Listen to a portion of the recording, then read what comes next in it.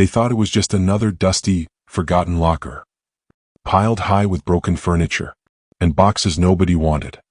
Homeless elderly couple, trying to make ends meet, spent their last $50 on what everyone called junk. It didn't just change their fortune. It changed everything they believed about their past, because what they found inside would leave even the auction workers speechless. But buried deep beneath the trash was something no one could explain. This is the unbelievable true story of the storage locker that turned two homeless ordinary couple into a mystery the world still talks about. Homeless elderly couple who once owned a little white house at the edge of Maplewood. For 32 years they built their lives inside those walls, raising 3 children, growing old together, dreaming of nothing more than peace and a warm home. But peace has a strange way of slipping through the cracks. First came the factory layoffs. Then Helen's health began to fade. Bills piled up faster than their pensions could handle. And one gray November morning, a notice arrived, stamped in red: eviction. They packed what little they could carry, an old blanket, some photos, and a box of Robert's tools, and watched as the house they loved was locked behind them. For weeks, they slept beneath a broken street light behind a diner, the same street where they once walked their kids to school. People passed by, pretending not to see. The world kept moving, but for Robert and Helen time stood still. Eventually, a kind-hearted shop owner offered them cleaning work, just a few hours a week. The pay was small, the work was heavy, but it was all they had. They took turns cleaning floors, mopping kitchens, and sleeping behind the store after closing. Life wasn't kind, but somehow they kept believing things would turn around. Until one winter night, Robert collapsed at work. His legs gave out. The doctors called it nerve damage, permanent. He would need a wheelchair for the rest of his life. Helen didn't cry that night. She just held his hand and whispered, "We've been through worse. We'll find a way." The weeks after Robert's collapse felt like the slow unraveling of a thread. Each morning began the same way, Helen helping him sit up on the small cot behind the store, whispering quiet encouragements while pretending not to notice his pain. The man who once carried furniture up flights of stairs now struggled to lift a cup of tea. His hands trembled, his voice cracked, but his eyes, those gentle blue eyes, still held something unbreakable: hope. Helen picked up more cleaning hours, scrubbing floors long past midnight, refusing to rest. She told herself it was temporary, that if they saved enough, they'd rent a tiny room somewhere warm before the winter truly arrived. But winter came early that year. The wind carried an icy bitterness that slipped through every gap in their makeshift shelter. Robert's cough worsened. His blanket wasn't enough. Helen tried to hide the worry in her eyes, but every time she looked at him, she saw what she feared most: that the cold might take him before the year's end. Their children knew of their struggle. But knowing isn't the same as caring. Their oldest, James, had moved to the city years ago, chasing success, chasing comfort. When Helen called, he answered once, promised to see what he could do, and never called again. Their daughter, Marie, stopped picking up altogether. And the youngest, sweet Evan, the one who used to draw his father's face with crayons, had fallen ill miles away, too poor himself to offer any help. Sometimes late at night, Helen would stare at Robert and whisper, "How did we end up here?" Robert would smile weakly and say, "Because life doesn't owe anyone comfort, but it still gives us chances to start again." That line, "chances to start again," became their lifeline. And that chance came one cold afternoon in early December. Helen had just finished sweeping the back of the diner when she overheard 2 men talking. A storage auction was happening across town, abandoned lockers filled with whatever people had left behind. One man joked that you could find anything in those lockers, from dusty furniture to hidden treasure. Helen listened quietly, her mind turning faster than her heart could keep up. That night she told Robert about it. "Maybe we could find something useful," she said softly. "A space to stay warm for the winter, maybe even things we could sell." Robert hesitated. "Helen, we barely have enough for food." "I know," she said, "but if we do nothing, we'll freeze out here. We have to try." The next morning, Helen counted the little cash they had left, $54 and some coins. She tucked it carefully into an envelope, wrapped Robert in 2 coats, and wheeled him to the auction yard. The place was crowded, mostly men, loud and impatient, waiting for the next locker to open. The auctioneer's voice echoed through the cold air. Locker number 12, abandoned for over 10 years. When the door rolled up, a cloud of dust spilled into the sunlight. Inside, nothing but broken chairs, torn suitcases, and trash bags. The crowd groaned and turned away. But Helen saw something else. She saw space, 4 walls, a roof, and the chance to survive one more winter. $20, she called out. Laughter rippled through the crowd. Lady, it's garbage, someone shouted. 35, another bidder joked. 50. Helen's voice didn't shake. The crowd fell silent. Sold, the auctioneer yelled. Locker 12, to the lady in the gray coat. That night, Robert and Helen sat inside the locker with a small lantern flickering beside them. The concrete floor was cold, but the air was still. They spread out blankets, leaned against the wall, and for the first time in months, they weren't outside in the wind. Helen exhaled and whispered, "It's not much, but it's ours." Robert smiled. "It's a start," he said. What neither of them knew was that beneath the trash and broken boxes, hidden deep inside one of those dusty suitcases, something waited for them. Something that would change the meaning of a start forever. The storage locker smelled of dust and forgotten years. Every corner was stacked with what looked like trash, crumpled papers, broken glass, torn clothes, and old cardboard boxes that seemed to sigh when touched. But to Robert and Helen it was a roof and a reason to keep going. For 2 days they cleaned. Helen sorted through the piles while Robert, sitting in his wheelchair, used a broom to pull things closer. The work was exhausting, but every scrape, every small piece of order, gave them a sense of purpose they hadn't felt in years.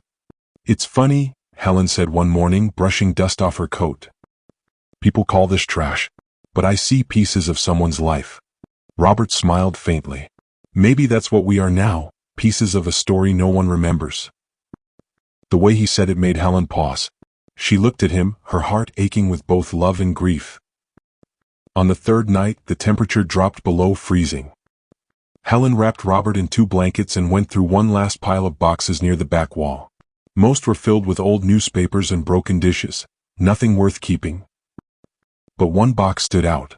It was smaller, older, wrapped in brown paper and tied with a faded blue ribbon.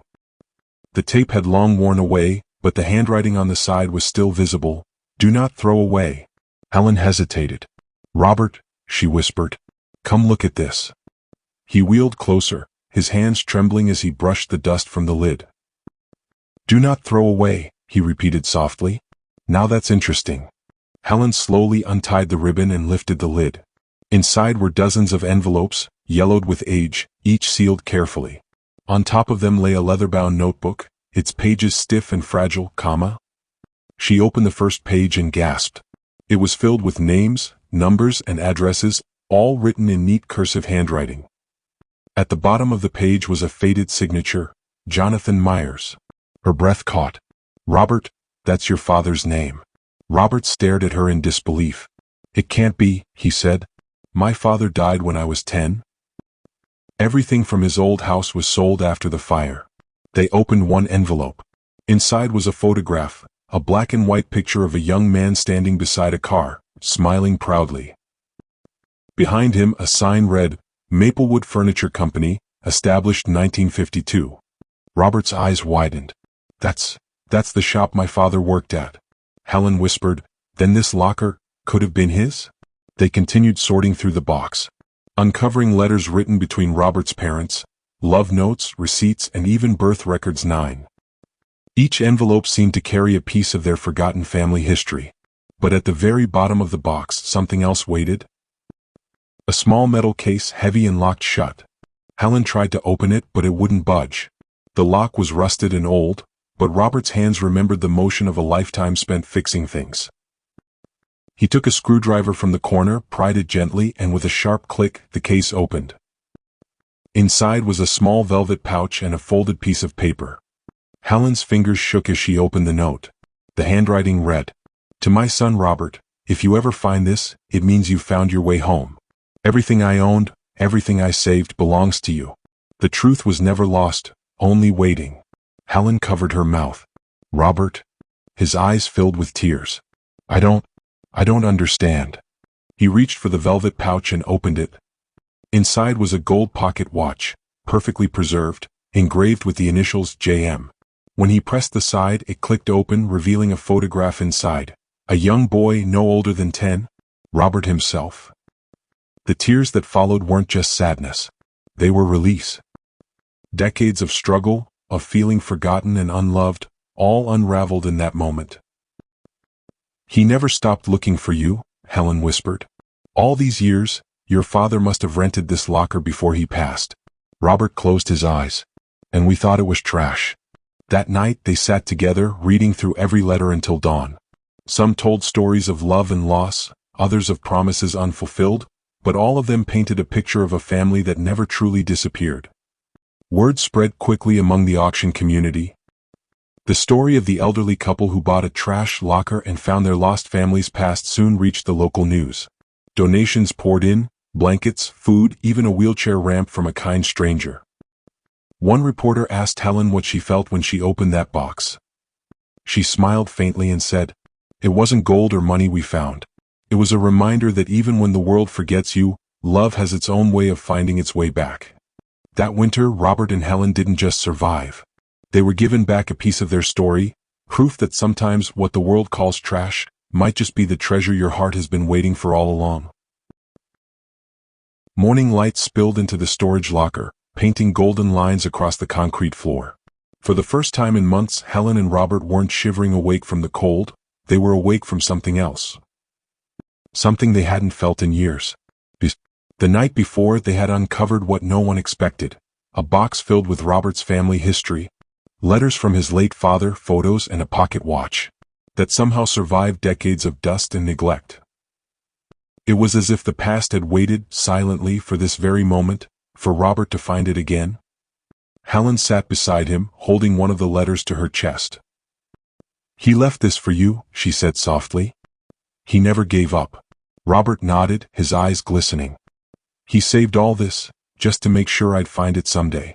He turned the pocket watch in his hand, feeling its weight. "And I almost didn't."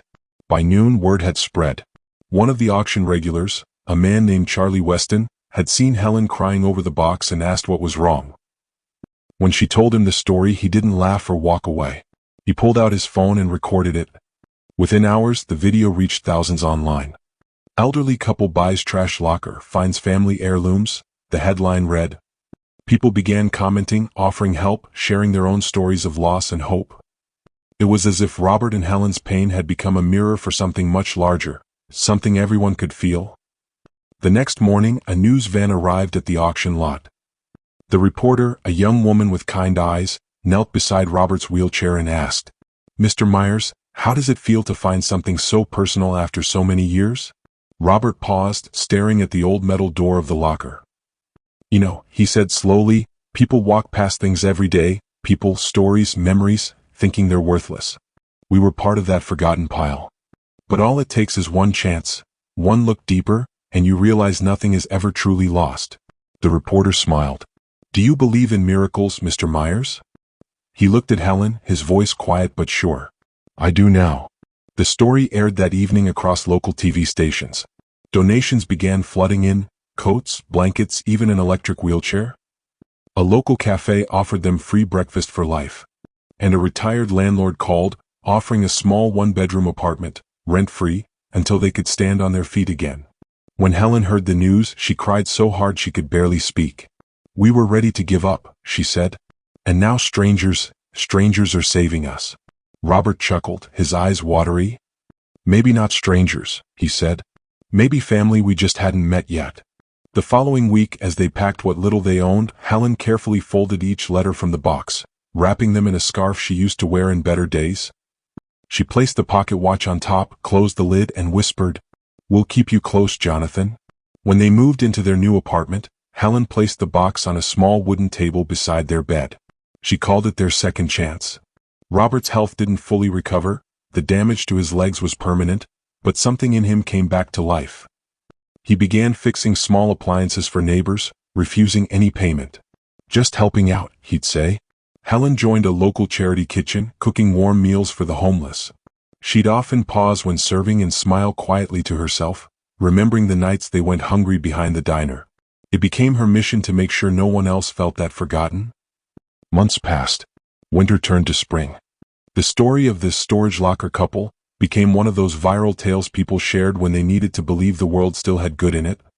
But for Robert and Helen, the real miracle wasn't the news, the donations, or the apartment. It was what the discovery did inside them. Robert often sat by the window, pocket watch in hand, staring out at the city lights. "Do you ever think," he'd say, "that life hides things from us until we're ready to find them?" Helen would smile. "I think some things wait for love to come looking." And in that little apartment, filled with second-hand furniture, warm light, and the sound of their laughter, the couple who once had nothing found everything they'd lost: belonging, dignity, and the quiet joy of being remembered. On the first anniversary of the discovery, a letter arrived in their mailbox. It was from a man who had seen their story online. Inside was a short note and a small donation. The note read, "Your story reminded me to call my mother. We hadn't spoken in 7 years. Thank you for helping me find her again." Helen folded the note, tears in her eyes. "You see, Robert? That's the real treasure. Not what we found, but what it helped others find." Robert reached for her hand and smiled. "Then maybe," he said softly, "we were never the ones who found the locker. Maybe it found us." Sometimes the greatest discoveries aren't about wealth or gold, they're about remembering who we are and who we've been all along. Because even in the darkest corners, love keeps its promise and waits to be found. This was the story of Robert and Helen Myers, the couple who turned a trash locker into a treasure of the heart. A story that proves, sometimes what's lost isn't gone forever. Sometimes the things we think we've lost find their way back to us, not as they were, but as reminders of what still lives inside us. Robert and Helen didn't buy treasure that day. They found a story, one written long before they were born, but somehow meant for them to finish. And maybe that's what life really is. Small miracles, hidden in places everyone else overlooks. If this story moved you, there are many more waiting. Stories of love, loss, and the mysteries that connect us all. Stay with us, subscribe, and discover what lies beyond mind-blowing.